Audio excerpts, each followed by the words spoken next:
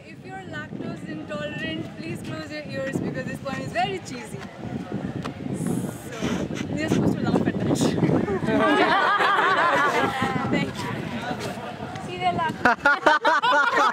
Let's laugh at them too, right? So, my name is Nikhila. Here goes. There is no topic. Here goes. I have worshipped words for 2 decades.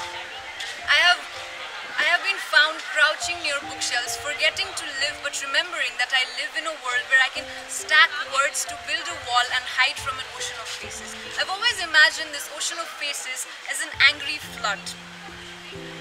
It is out to consume me, determined I imagine to cause destruction. It is vicious and violent and venomous, and it is dark. And in this blinding, penetrating darkness, it has always been words that have held my trembling hands and jerked me forward. It has been words that have acted like dexterous construction workers and paved my path, made it smooth enough for me to glide and slide and hop and jump and skateboard across. And there are hurdles like you wouldn't believe. There are hurdles that stand there, hands on hips and smile on lips, and I trip and I slip and I flip and I stumble. And there are bruises. But I get up, with poems flowing from my nose instead of blood. My mouth is not full of broken teeth but broken sentences. This body is made of not bones and flesh, but language. Trust me, I have more poems in my cell phone than contacts, and I can name more authors than friends. You could put your hand inside my throat and rip out the last breath, and I would still be able to recite Derek Walcott's Love After Love. The time will come when with elation you will greet yourself arriving at your own door in your own mirror, and each will smile at the others, welcome and say, sit here, eat. You will love again the stranger that was yourself. Give wine, give bread, give your heart back to the stranger that has loved you all your life, whom you have ignored for another, who knows you by heart.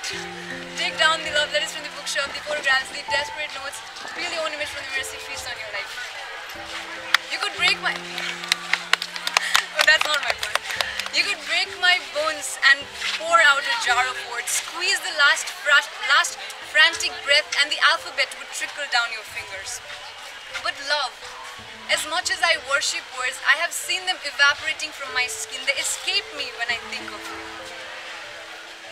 I always thought words were elastic, that you could stretch them beyond imagination, but I hold my entire vocabulary on its edges and pull it with all the strength that I can summon, and it still does not accommodate all that you are. You do not fit inside the 4-edged frame of my notebook. I do not have enough ink in my pen, enough soul in my body, enough courage in my heart to put you down on paper. You're not the kind that stays down. You're the kind that leaps up, snarls, bares his teeth and rips me to shreds. You're the kind that makes me love my tatters, the kind that shatters my art, the kind that splatters whatever it is that I'm made of.